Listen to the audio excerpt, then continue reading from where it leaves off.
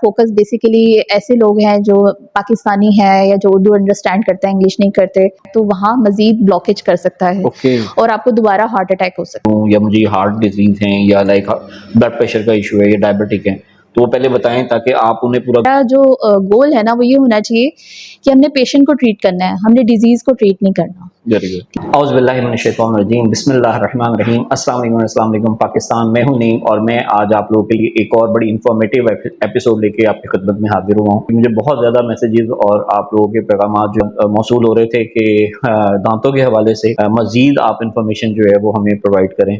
तो इसी सिलसिले में मैंने अपनी जो पहली एपिसोड थी उसकी सेकेंड एपिसोड लेके डॉक्टर सना जैदी साहिबा के साथ, जो माशाल्लाह एक प्रोफेशनल और एक्सपीरियंस डेंटिस्ट हैं, उनको लेके आपकी खिदमत में हाजिर हुआ हूँ। तो इंशाल्लाह मुझे पूरी उम्मीद है कि आपको ये एपिसोड भी हमारी पहली एपिसोड्स की तरह से बहुत पसंद आएंगी इंशाल्लाह।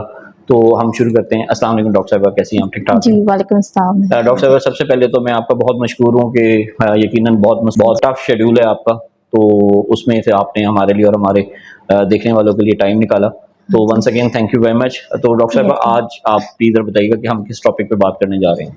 जी, अस्सलाम वालेकुम। हाँ जी, मैं डॉक्टर सना जैदी आपके साथ सेकंड एपिसोड लेके आए हैं और इसका मकसद ये है कि हम आपके अंदर आगाही पैदा करें दांतों से रिलेटेड।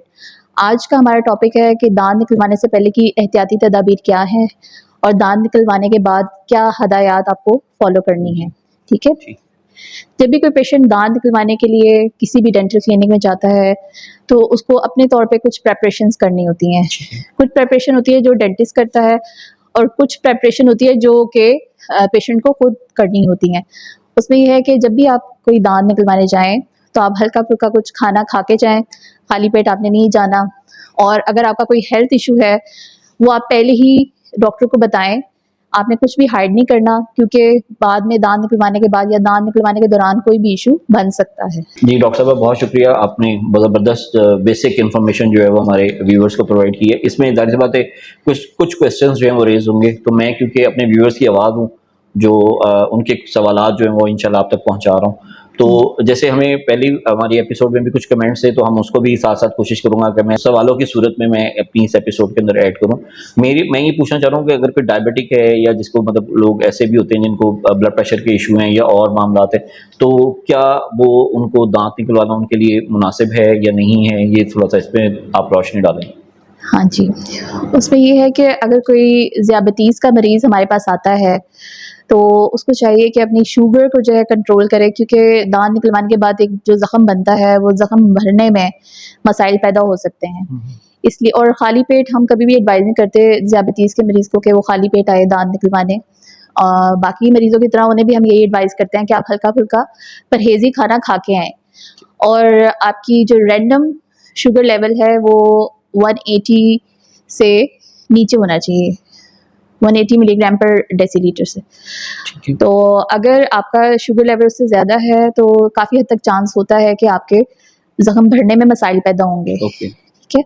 और ब्लड प्रेशर के मरीज़ जो आते हैं उनको भी हम यही एडवाइस करते हैं कि आपका ब्लड प्रेशर जो है नॉर्मल होना चाहिए। अगर 120/80 नहीं भी है तो एक लास्ट लिमिट होती है 140/90। ठीक है? यहाँ तक हो या इससे नीचे हो तो हम दांत निकाल सकते हैं। अगर इससे ज़्यादा होगा तो फिर डिफरेंट मसाइल हो सकते हैं, क्योंकि जो हम सुन का टीका लगाते हैं उससे भी थोड़ा बहुत ब्लड प्रेशर रेज होता है एक नॉर्मल बंदे में भी। और दूसरा, दांत निकलवाने के बाद खून जमने का मसला भी हो सकता है ब्लड प्रेशर की वजह से। सही। इसलिए हम यही एडवाइस करते हैं कि आपका बीपी उस टाइम पे नॉर्मल हो या 140/90। आप मतलब बहुत ही आसान अल्फाज के अंदर हमारे व्यूवर्स को, स्पेशली उन व्यूवर्स को जो मतलब जाहिर सी बात है थोड़ा सा जिनको समझने में प्रॉब्लम हो, तो वो भी यकीनन हमारे इस कंटेंट से मुस्तफ़ीद होंगे इंशाल्लाह। हाँ जी, और हमारा मकसद भी यही है कि हम उर्दू में पॉडकास्ट इसीलिए कर रहे हैं कि काफ़ी लोग ऐसे हैं जो इंग्लिश को नहीं समझते, क्योंकि अगर आप यूट्यूब पे देखें तो काफ़ी इंग्लिश लैंग्वेज में काफ़ी इंस्ट्रक्शंस और काफ़ी नॉलेज अवेलेबल है, लेकिन हमारी उर्दू ज़बान में बहुत कम है। तो हमारा फ़ोकस बेसिकली ऐसे लोग हैं जो पाकिस्तानी हैं या जो उर्दू अंडरस्टैंड करते हैं, इंग्लिश नहीं करते और जिनके तालीम भी इतनी ज़्यादा नहीं है। एक आम बंदा, आम शहरी जो है, जो नहीं समझ सकता इंग्लिश, उसको हम फ़ोकस कर सकें। डायबिटिक पेशेंट हैं या जैसे जिनको ब्लड प्रेशर का प्रॉब्लम है, हाँ जी। उनके बारे में तो आपने बता दिया। क्या इसके अलावा भी कोई पेशेंट ऐसे हैं कि जिनको यहाँ पे हमारे इस चैनल के ऊपर हाईलाइट करना ज़रूरी है कि वो कौन सी एहतियाती तदाबीर हैं जिसको अपनाएं और दांत निकलवाने से पहले वो तमाम चीज़ों का ख्याल रखें? कुछ पेशेंट्स हमारे पास आते हैं जैसा हार्ट पेशेंट होते हैं। हार्ट पेशेंट का मतलब ये कि हार्ट की कोई वैल्वुलर सही। डिजीज़ होती है उन्हें, जी, जी। दिल का वॉल्व बंद है। तो उस केस में ये है कि हम पेशेंट्स को एडवाइस करते हैं कि एमॉक्सिसिलिन जो है कैप्सूल 500 मिलीग्राम 1 घंटा पहले वो लें। उसकी सबसे बड़ी रीज़न ये होती है कि अगर वो दाँत निकलवाने के लिए आए हैं तो होता ये है कि जब हम दाँत निकालते हैं तो एक मुँह में जरासीम होता है, स्ट्रेप्टोकोकस विरिडांस कहते हैं जिसे ना। वो जब हम दाँत निकालते हैं तो वो ब्लड के ज़रिए आपकी दिल की शरेआन पे बैठ सकता है और वहाँ अगर आपके पहले ही वॉल का मसला है तो वहाँ मज़ीद ब्लॉकेज कर सकता है ओके। और आपको दोबारा हार्ट अटैक हो सकता है, ठीक है? इसलिए हम ये एहतियाती तदाबीर पेशेंट को पहले कहते हैं कि आप ये करके आएँ और फिर उस कोर्स को, एमॉक्सिसिलिन के कोर्स को आपने 3 दिन तक जारी रखना है।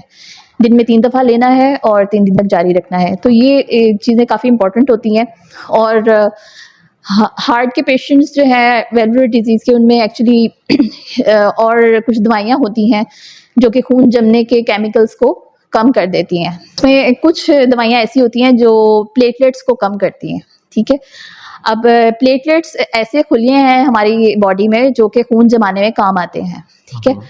अब जो वैल्वुलर डिजीज़ के पेशेंट आते हैं हमारे पास, उसमें एक दवाई दी जाती है जो कि इन खुलियों को कम करती है ताकि खून रवानी से दौड़ता रहे आपकी रगों में और ब्लॉकेज ना हो।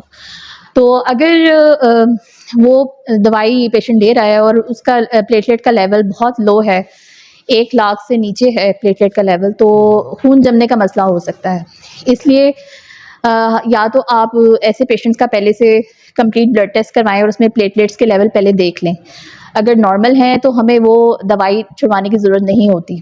लेकिन अगर उसका लेवल 1 लाख से नीचे है तो हमें वो दवाई भी स्टॉप करवानी पड़ती है। वो भी कह लें कि हार्ट फिजिशियन के मशवरे से ये होता है।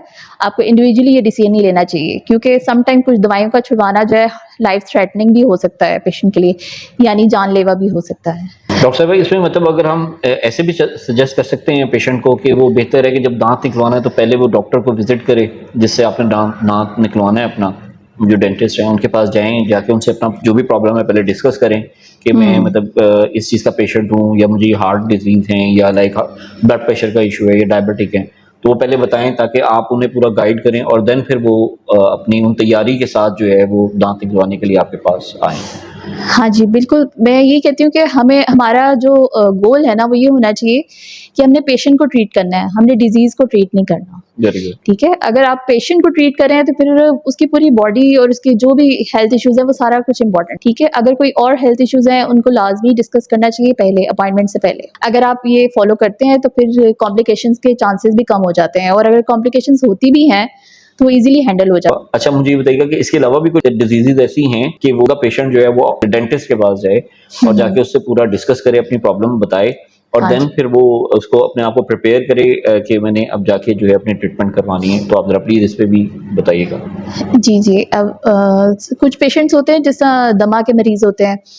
अब होता ये है कि जब वो हमारे पास दाँत निकलवाने आते हैं, उन्हें दमा का अटैक भी हो सकता है। तो उनके पास ये है कि दवाई ऑलरेडी होनी चाहिए या वो रूटीन में अगर उन्होंने स्किप की हुई है, तो वो दवाई खा के आएँ और अगर कोई इन्हेलर वो यूज़ कर रहे हैं या नेबुलाइज़ेशन लेते हैं, तो वो भी करवा के आएँ, नेबुलाइज़ेशन करके आएँ या अपने साथ इन्हेलर लेके आएँ। जो भी उनके डॉक्टर ने एडवाइस किया है, वो आपने करना है और इन्हेलर अगर एडवाइस हुआ है वो भी साथ लेके आना है ताकि खुदा ना खास्ता अगर आपकी तबीयत अपसेट होती है तो वो आपके पास ऑलरेडी अवेलेबल हो। इसी तरह कुछ पेशेंट्स होते हैं जो एपिलेप्सी के पेशेंट होते हैं। अगर किसी मरीज़ का एपिलेप्सी का इशू है तो वो भी आप पहले बताएं डॉक्टर को कि वो क्या दवाइयाँ ले रहा है क्योंकि एपिलेप्सी का भी खुदा ना खास्ता अटैक ड्यूरिंग प्रोसीजर हो सकता है। ठीक है? अगर पेशेंट ने वो दवाइयाँ कुछ अर्से के लिए छोड़ी नहीं है या डोज कम ले रहा है तो वो पहले अपने फिजिशियन से डिस्कस करे कि मैं दांत निकलवाने जा रहा हूँ तो आप कोई एडिशनल दवाई एडवाइस करते हैं या हमने कोई दवाई खा के जानी है क्योंकि दांत निकलवाना इटसेल्फ एक आम बंदे के लिए स्ट्रेसफुल वर्क है। डेफिनेटली। और जब स्ट्रेस होती है तो एपिलेप्सी के पेशेंट में वो दोबारा अटैक होने का चांस भी। आपने बहुत अच्छी इन्फॉर्मेशन और बहुत ही आसान अल्फाज के अंदर, वंस अगेन मैं आपका इसलिए शुक्रिया अदा कर रहा हूँ कि आप बहुत आसान अल्फाज के अंदर जो है हमारे व्यूअर्स तक इन्फॉर्मेशन जो है वो पहुँचा रही हैं। मैं जो एक बड़ा ही इंपॉर्टेंट क्वेश्चन है वो मैं करना चाहूँगा, क्योंकि देखिए मैंने आपको पहले ही बताया कि मैं ज़ुबान अपने व्यूअर्स की, तो हमारे व्यूअर्स मेल और फीमेल दोनों उसमें शामिल हैं। तो मैं स्पेशली फ़ीमेल्स के हवाले से बात करना चाहूँगा, क्योंकि आप एक फ़ीमेल डॉक्टर हैं। तो मैंने ये देखा कि फीमेल जो है वो फीमेल डॉक्टर को ज़्यादा प्रेफर कर रही होती हैं। तो हाँ आप जी। इस हवाले से ज़रा प्लीज़ काइंडली हमें, हमारी जो फीमेल पेशेंट हैं उनको आप ज़रा थोड़ा सा गाइड करें इस हवाले कुछ स्पेशल कंडीशंस होती हैं फीमेल्स की, जिस तरह प्रेगनेंसी है तो प्रेगनेंसी में एक्चुअली बहुत केयरफुल रहना चाहिए दवाइयाँ लेते हुए, क्योंकि सारी दवाइयाँ प्रेगनेंसी में अलाउ नहीं होती देना। तो एक ये है कि आप जब भी आपको दांत में दर्द हो ड्यूरिंग प्रेगनेंसी तो आप मुआलिज के मशवरे से ही दवाई लें। आप गली मोहल्ले डिस्पेंसरी से लेके ना खाएं, ठीक ठीक है। है। समटाइम क्योंकि होता है कि दांत में दर्द की शिद्दत इतनी शदीद होती है कि आप बस कहते हैं कि बस कुछ मुझे मिल जाए और मैं कोई वो पेन खा किलर लूँ। मिल जाए हाँ और जी। जी, तो वो आपके लिए, बच्चे के लिए नुकसानदेह हो सकता है। तो ठीक है। आपने ये ख्याल रखना है कि जब भी दवाई लेनी है तो आप मुआलिज के मशवरे से लें। और ये है कि आप कोशिश करें कि अपना डेंटल ट्रीटमेंट जो है ना, अगर प्लान्ड है आपकी प्रेगनेंसी तो आप डेंटल ट्रीटमेंट पहले लें, ठीक है। क्योंकि एक्सरेज वगैरह करना भी जो है वो नुकसानदेह हो सकता है बच्चे के लिए। और जब भी आपने दांतों का ट्रीटमेंट कराना है कोशिश करें कि आप प्रेगनेंसी से पहले करवाएं। अगर प्लान प्रेगनेंसी है तो कोशिश करें कि आप पहले अपना डेंटल ट्रीटमेंट कंप्लीट करा लें, क्योंकि प्रेगनेंसी में ना आप सारी दवाइयाँ ले सकते हैं, क्योंकि पोस्ट ऑप मेडिसिन भी हमें देनी पड़ती हैं सम टाइम।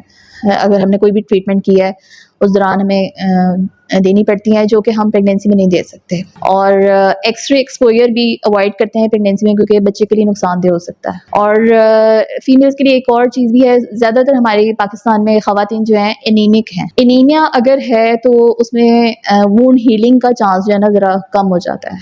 अगर आपका HB लेवल 8 है, 6 है, अंडर 10 है, तो ज़ख्म भरने एक जो स्पीड है वो स्लो हो जाती है। तो आपने ये भी बताना है कि एनीमिक इशू है आपका पास में, तो वो भी आपने डॉक्टर को लाजमी बताना है। क्योंकि जब ऑक्सीजन नहीं होगी, क्योंकि एनीमिक पेशेंट का मतलब ये है कि जो आपकी रेड ब्लड सेल की ऑक्सीजन कैरिंग कैपेसिटी है, या जो आपके खून के खुलियाँ हैं, आम ज़बान में अगर हम बात करें कि आपके जो ऑक्सीजन को कैरी करने वाले खून के खुलिये हैं वो कम हैं, या उनके ऑक्सीजन कैरिंग कैपेसिटी कम है, तो इन दी एंड आपकी ऑक्सीजन बॉडी में कम हो रही है, जो कि बहुत इंपॉर्टेंट होती है जख्म को भरने में। अगर वो कम है तो वो लाजमी आप या तो इम्प्रूव करें उसे, और अगर नहीं इम्प्रूव हुई तो आप लाजमी ये इशू भी डिस्कस करें डॉक्टर से। डॉक्टर साहब, कुछ लोग ऐसे होते हैं जो स्टीरॉयड ले रहे होते हैं, तो हाँ जी। उनको क्या, कौन सी एहतियाती तदाबीर हैं जो उनको अपनानी चाहिए? हाँ जी। जी, कुछ पेशेंट्स हमारे पास आते हैं जो ऑलरेडी स्टेरॉइड्स ले रहे होते हैं। ज़्यादातर ये वो पेशेंट होते हैं जो कि ट्रांसप्लांट के बाद स्टेरॉइड थेरेपी पे होते हैं, किडनी ट्रांसप्लांट के बाद या लिवर ट्रांसप्लांट के बाद। तो होता ये है कि उससे आपकी क़ुव्वत मुदाफ़ियत कम हो जाती है और आपकी बॉडी की जो हीलिंग कैपेसिटी है वो भी डिस्टर्ब होती है। तो इसलिए आपको ना लाज़मी फ़िज़िशियन को बताना चाहिए कि आप ले रहे हैं स्टेरॉइड्स। और ऐसे पेशेंट में ना फेंट होने के चांसेस भी पेशेंट के ज़्यादा हो जाते हैं, क्योंकि आपकी बॉडी स्टेरॉइड बनाना कम कर देती है, क्योंकि आप एक्सटर्नल स्टेरॉइड ले रहे होते हैं। और फिर दांत निकलवाना मैंने आपको जैसे पहले बताया कि एक स्ट्रेसफुल ही है, एक आम बंदे के लिए स्ट्रेसफुल है। तो ये आप लाजमी बताएं कि आप स्टेरॉइड थेरेपी पे हैं, ताकि फिजिशियन भी आपका स्ट्रेस लेवल कम करे, और अगर कोई इशू होता है ड्यूरिंग ट्रीटमेंट या दांत निकलवाने के दौरान तो उसको अकॉर्डिंगली डील करें। डॉक्टर साहब, वंस अगेन मैं ये बार-बार जो शुक्रिया आपका अदा कर रहा हूँ, ये मैं अपनी तरफ से और तमाम व्यूअर्स की तरफ से कर रहा हूँ कि ये सदका जारी है। और हम, जैसे कि मैं पहले भी बता चुका हूँ, मेरा मतलब चैनल हैक हो गया था, उससे पहले भी हम जो एक काम कर रहे थे वो यही कर रहे थे कि उसमें लोगों के लिए जितनी मैक्सिमम हम आसानी और वो इल्म जो लोगों की ज़िंदगी में कहीं ना कहीं किसी न किसी तरीके से आसानियाँ ला सकता है, उनकी ज़िंदगी को महफूज कर सकता है मुख्तलिफ बीमारियों से, तो उसी पे हम मोस्टली काम कर रहे हैं और वही इन्फॉर्मेशन उन लोगों तक हम पहुँचाने की कोशिश कर रहे हैं कि आप लोगों तक वो इन्फॉर्मेशन पहुँचे जिससे आपकी ज़िंदगी जो है वो आसान हो सके। तो डॉक्टर साहिबा, ये तो हो गया कि हमने पहले क्या एहतियाती तदाबीर जो हैं उनको अपनाना है। अब पेशेंट ने दांत निकलवा लिए और अब उस दांत निकलवाने के बाद अब वो क्या एहतियाती तदाबीर हैं जो वो अपनाएं? इस पे ज़रा थोड़ा-सा मेरे व्यूअर्स को बताइएगा। हाँ जी। अब उसमें ये है कि जब आप दाँत निकलवाएँ तो डॉक्टर आपके मुँह में एक कॉटन का पीस रखते हैं, ठीक है? जो आपको दाँतों में दबा के रखना होता है आधे घंटे के लिए। ठीक है। तो आप वो रुई का पीस आधे घंटे तक दाँतों के दरमियान दबा के रखें और उसके बाद वो रुई का पीस निकाल दें और उसके बाद आइसक्रीम खानी है आपने। आइसक्रीम आप सादा खाएँ, बादाम पिस्ते वाली नहीं खानी और चॉकलेट चिप वाली भी नहीं खानी। 24 घंटे तक आप थूकने से इज्तनाब करें और कुली करने से इज्तनाब करें, ठीक है? अच्छा, तो फिर क्या अगर जैसे मतलब मैंने दाँत निकलवाया है, मैं कुली नहीं करूँगा तो मैं जो ब्लड आ रहा है मेरा या वो उसके बारे में फिर वो कैसे उसको आप मैनेज करते हैं हाँ उनके जी। अंदर? उसमें ये होता है कि जब आप हाफ एन आवर के लिए कॉटन का पीस रखते हैं और बाद में आप कोई ठंडी चीज़ ले लेते हैं, तो ब्लड वैसे ही कम आता है। ओके। और होता ये है कि वो अगर थोड़ा-सा भी आपके थूक में शामिल होता है ब्लड तो पूरा वो रेड कर देता है थूक को, तो आपको लगता है जैसे पता नहीं कितना ब्लड आ रहा है, उस कलर की वजह से। तो अगर हल्का-फुल्का ब्लड आ रहा है थूक के साथ तो आपने बिल्कुल नहीं थूकना और अपना दिल ख़राब नहीं करना कि ये हम अंदर ले जाएँगे। तो ये तो अजीब चीज़ है, ये हम अपना खून ही पी रहे हैं, तो ये बहुत अजीब-सी कैफ़ियत होती है। तो आप उसको इग्नोर करें और थूकने से इज्तनाब करें, कुल्ली करने से इज्तनाब करें। अगर आपने वज़ू करना है, तो या तो बगैर कुल्ली के आप वज़ू कर लें या आप तयम्मुम कर लें। 24 घंटे की एहतियात है, उसके बाद आप नीम गर्म पानी में नमक डाल के कुल्लियाँ कर सकते हैं। बल्कि करनी चाहिए और 24 घंटे बाद आप ब्रश भी कर सकते हैं। ऐसे पेशेंट्स जो कि सिगरेट पीते हैं, उनकी आदत है सिगरेट पीना या हुक्का पीना या पाइप का इस्तेमाल करना या सिगार लेना, तो ऐसे पेशेंट्स को दाँत निकलवाने के बाद 24 घंटे तक इन चीज़ों का इस्तेमाल नहीं करना चाहिए, क्योंकि फिर ज़ख्म भरने का मसला होने का काफ़ी चांस हो जाता है। ओके। ये भी आपने 24 घंटे की एहतियात करनी है कि आपने ज़बान नहीं लगानी ज़ख्म पर और 24 घंटे तक स्ट्रॉ जो जूस पीने का स्ट्रॉ है उसका इस्तेमाल नहीं करना और कुछ पीना है ग्लास में निकाल के पीना है, ठीक है, स्ट्रॉ का इस्तेमाल नहीं करना। अच्छा, जब आप दाँत निकलवाते हैं तो कुछ घंटे आपका सुन का टीके का असर रहता है। निगलने वाला ले लें जो ऐसे आप बगैर चबाए निगल सकते हैं, क्योंकि जब आप बाइट करेंगे आपका वो गाल सुन्न हुआ है, ज़बान सुन्न हुई हुई है, तो आप अपने टिश्यूज़ को भी बाइट कर सकते हैं, गाल को बाइट कर सकते हैं, ज़बान को बाइट कर सकते हैं। तो इससे भी इज्तनाब करें 2-3 घंटे तक या जब तक आपको लगता है आपका सुन का असर है। अगर आपने ऊपर के पिछले दाँत निकलवाए हों तो इस बात का ख़्याल रखें कि 24 घंटे तक आपको जमाई या छींक आए तो आपने मुँह खोल के जमाई या छींक लेनी है। डॉक्टर साहिबा, वंस अगेन आपका बहुत शुक्रिया। आपने बहुत आसान अल्फाज का चुनाव किया हमारे व्यूवर्स को समझाने के लिए। मैं इसके लिए तहे दिल से आपका बहुत मशकूर हूँ और मैं आपसे ये रिक्वेस्ट करूँगा, अगर पॉसिबिलिटी है कि हमारे व्यूवर्स, स्पेशली जो फीमेल व्यूवर्स हमारी हैं, जो पेशेंट हैं और वो अपनी ट्रीटमेंट करवाना चाह रही हैं, तो क्या वो आप, क्योंकि एक फ़ीमेल डॉक्टर हैं, तो फीमेल जो हैं वो प्रेफर कर रही होती हैं हमें कोई फीमेल डॉक्टर मिल जाए तो हमारे लिए ज़्यादा आसानी हो जाएगी। तो क्या आप अपना नंबर पे शेयर कर सकती हैं ताकि हमारे व्यूवर्स तक जो है वो नंबर जो है वो जाए, और अगर कोई उनमें से कोई पेशेंट आपसे रब्ता करना चाहें तो वो आप प्लीज़ ज़रा बता दें। अगर अगर पॉसिबल है, नहीं है तो वो दोनों सूरतों में वो तो हमारा चैनल है, हम यहाँ पे गाइड कर ही रहे हैं उनको। हाँ जी। जी, बिल्कुल मैं गाइडेंस के लिए अपना कॉन्टैक्ट नंबर उन्हें दे सकती हूँ, ठीक है? आप इस नंबर पे आप शेयर कर दीजिएगा, इस नंबर पे आप रब्ता कर सकते हैं। मैं एक दफ़ा बोल भी देती हूँ 0339 01 32581। ये मैं रिपीट कर देती हूँ 0339 01 32581। जी व्यूवर्स, जैसा कि डॉक्टर साहब ने अपना नंबर शेयर किया आपसे, तो मैं आपसे यही रिक्वेस्ट करूँगा कि ये इनका काम क्योंकि थोड़ा-सा सेंसिटिव है, और आपसे रिक्वेस्ट भी मेरी यही है कि आप इन्हें कॉल ना करें, आप वॉइस मैसेज करें, टेक्स्ट करें, और इंशाल्लाह जैसे इनको टाइम मिलेगा वो आपके वॉइस मैसेज को सुन के और आपके टेक्स्ट मैसेज को देख के उसका जो भी हल होगा इंशाल्लाह उस हवाले से आपको पूरा-पूरा गाइड किया जाएगा। बहुत शुक्रिया डॉक्टर साहिबा। जी व्यूवर्स, तो ये आज की हमारी सेकंड एपिसोड थी डॉक्टर सना जदी साहिबा के साथ। तो नंबर शेयर करने का मकसद देखें यही है कि आप लोगों के लिए आसानी हो, मतलब हम कोशिश यही कर रहे हैं अपने इस चैनल के ज़रिए आप तक वो इन्फॉर्मेशन पहुंचाएं, वो इन्फॉर्मेशन जिसकी आपको ज़रूरत है, जो आपको कहीं और से नहीं मिल रही। मेरा चैनल क्योंकि हैक हो गया था, बहुत सारा टाइम मेरा ज़ाया हुआ है, पिछले दिनों भी काफ़ी ज़्यादा प्रॉब्लम मैंने फेस की इसको रिकवर करने के लिए। उसकी एक स्पेशल वीडियो भी मेरी मौजूद है, वो आप देख सकते हैं। तो मैं कोशिश यही कर रहा होता हूँ कि मैं ऐसे लोग, ऐसे सोर्स को तलाश करूँ जो आपको बेहतरीन और ऑथेंटिक इंफॉर्मेशन प्रोवाइड करे, और वो सोर्स जो एक्सपीरियंस्ड हो, जिसको अपनी फील्ड के ऊपर ग्रिप हो, और वो चीज़ें आपको पहुँचाए जिसमें आपके लिए बहुत ज़्यादा आसानी हो। तो आप इसी दुआ के साथ हमेशा की तरह से परवरदिगार आपको हर तरह की बीमारियों से महफूज रखे, हम सबको हर तरह की बीमारियों से महफूज जी। रखे, परवरदिगार हम सबको अपनी हिफ्ज़-ओ-मान में रखे। चलते हुए पाकिस्तान ज़िंदाबाद।